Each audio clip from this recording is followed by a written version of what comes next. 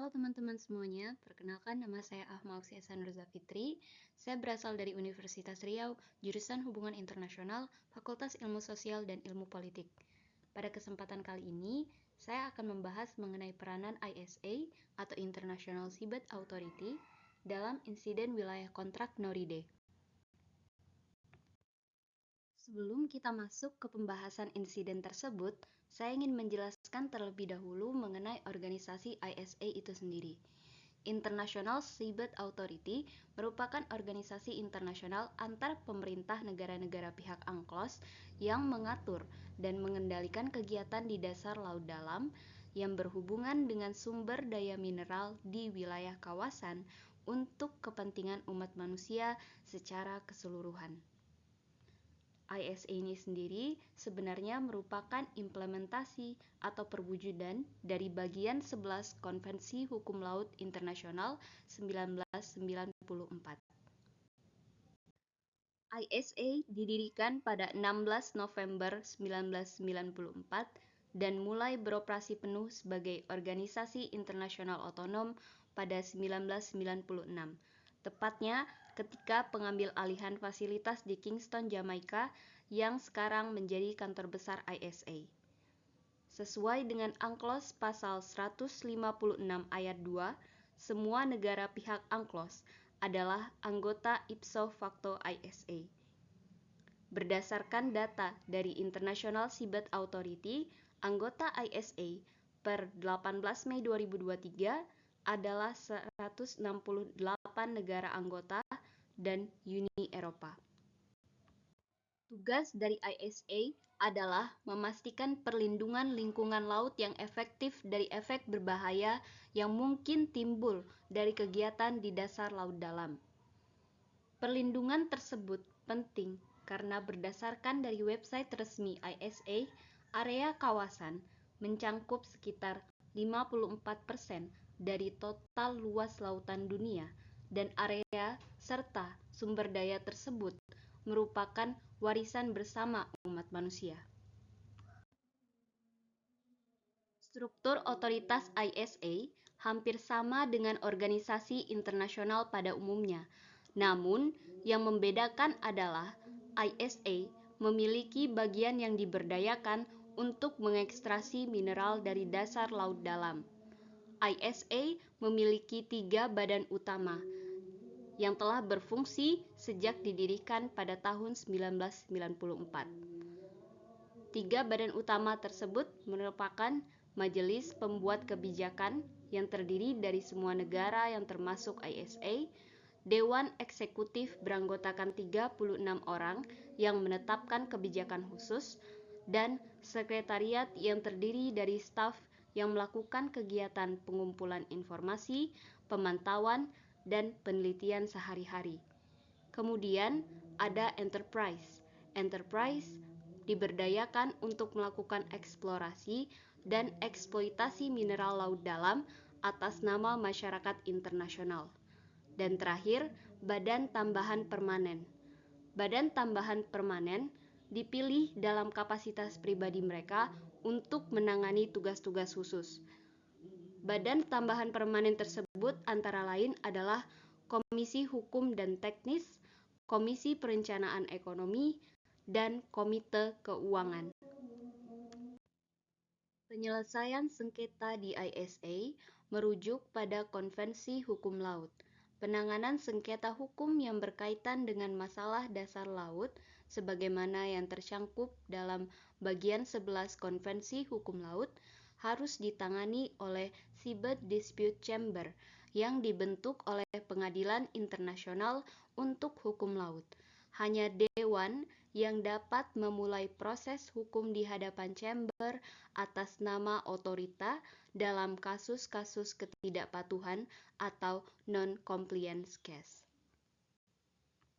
Selanjutnya, kita akan masuk ke insiden wilayah kontrak NORID. Dalam insiden ini, terdapat 2 pihak utama yang terlibat, yaitu NORI atau Nauru Ocean Resources Incorporated dan Greenpeace International.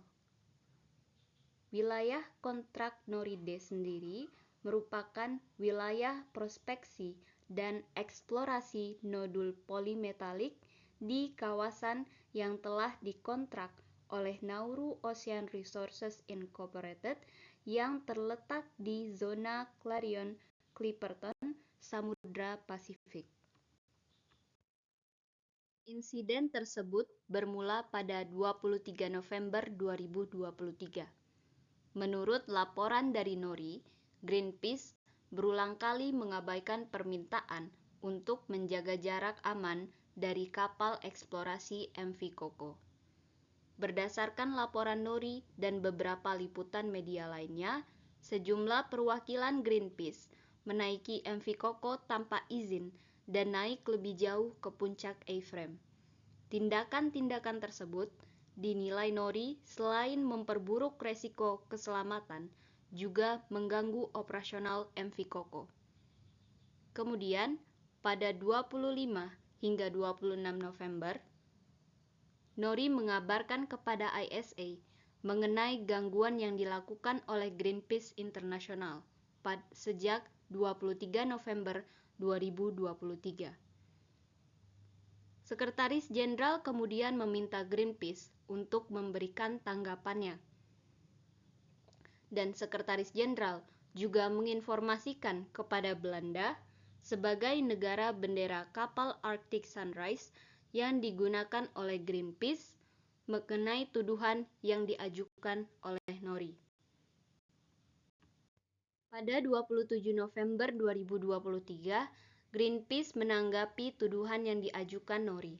Menurut Greenpeace, mereka terlibat dalam protes yang aman dan damai, yang sesuai pelaksanaannya dengan hak mereka untuk melakukan protes damai di laut. Meskipun demikian, Greenpeace tidak memberikan bantahan mengenai pengabaian permintaan untuk menjaga jarak aman dari MV Koko ataupun tuduhan mengenai tindakan yang mengganggu pengoperasian MV Koko dan menaiki MV Koko tanpa izin. Sekretaris Jenderal kemudian mengabarkan kepada Kerajaan Denmark sebagai negara bendera dari MV Koko mengenai tuduhan yang diajukan NORI. Dan Sekretaris Jenderal juga mengumumkan tindakan sementara yang bersifat sementara untuk menyelesaikan insiden yang sedang berlangsung.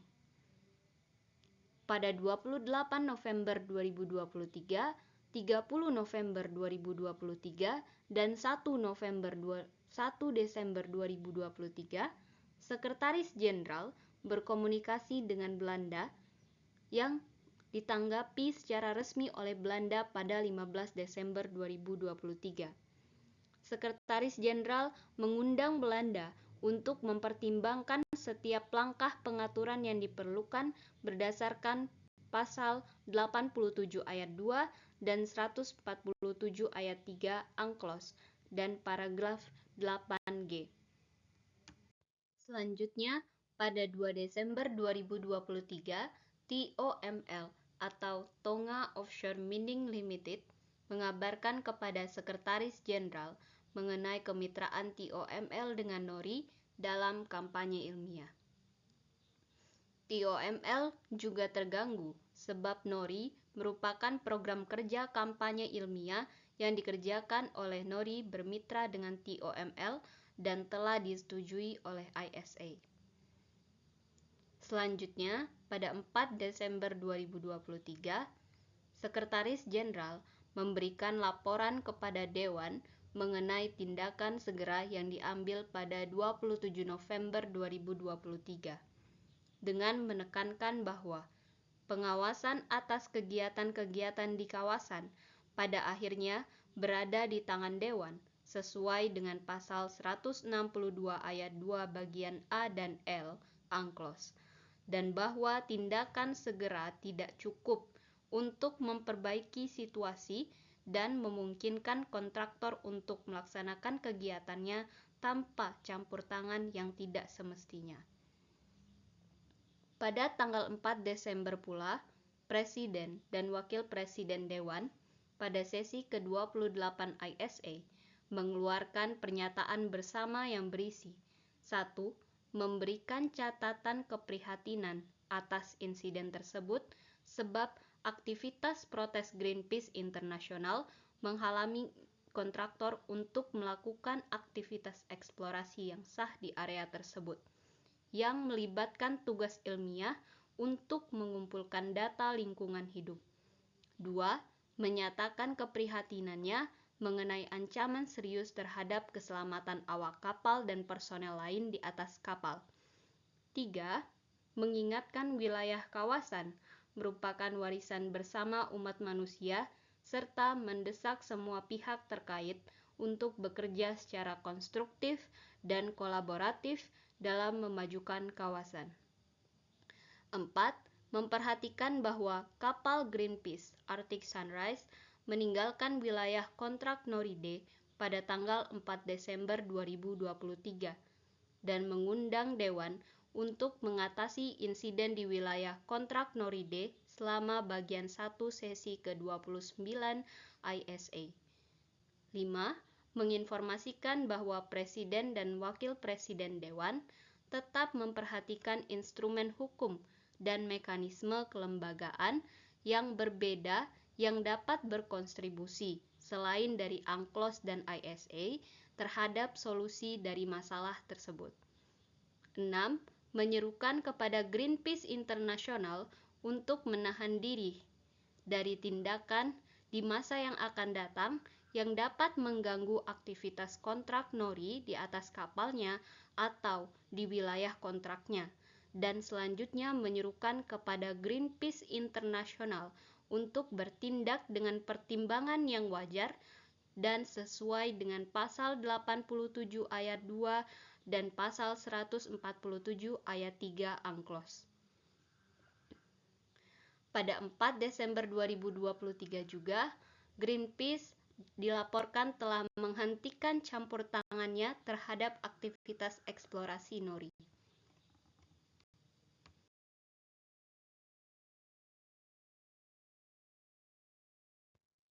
Sekian materi ISA kali ini. Sampai jumpa di lain kesempatan. Terima kasih.